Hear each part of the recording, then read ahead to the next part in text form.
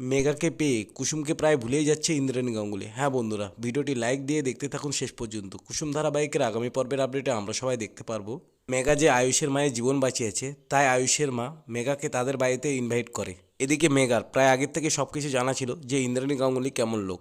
Indrani গাঙ্গুলিকে Impress করার জন্য mega তার জন্য একটা ছবি নিয়ে আসে। সেই ছবি দেখে ইন্দ্রাণী গাঙ্গুলি খুব খুশি হয়ে যায় আর মনে মনে প্ল্যান করে আয়ুষের সঙ্গে তার বিয়ে দেবে। এদিকে মেগা গাঙ্গুলি বাড়িতে এসে চা বানিয়ে সবাইকে ইমপ্রেস করে তোলে। এরপর মেগা বাড়িতে চলে যাওয়ার সময় আয়ুষের মাকে বলে, এই ছবিটা দেখলে আপনার মনে হবে আমি কবে এই বাড়িতে এসেছিলাম। মেগার মুখে মিষ্টি মিষ্টি কথা শুনে সবাই খুব খুশি হয়ে যায়। এদিকে আয়ুষও খুব খুশি হয়ে যায়।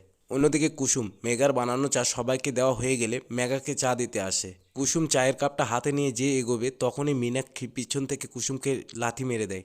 তখন কুসুমের পা পিছলে গিয়ে কাপে সম্পূর্ণ চা ছবিটা দিতে গিয়ে পড়ে। তা দেখে আয়ুষের মা কুসুম বলে চিৎকার করে ওঠে। তো বন্ধুরা, মেগার জন্য কুসুমকে কি গাঙ্গুলি বাড়ি ছাড়তে হবে? আপনাদের কি মনে হয় কমেন্ট করে অবশ্যই জানাবেন। আর আমাদের আপডেট ভালো লাগলে পরবর্তী আপডেটের জন্য আমাদের চ্যানেলকে লাইক শেয়ার সাবস্ক্রাইব করে পাশে থাকবেন।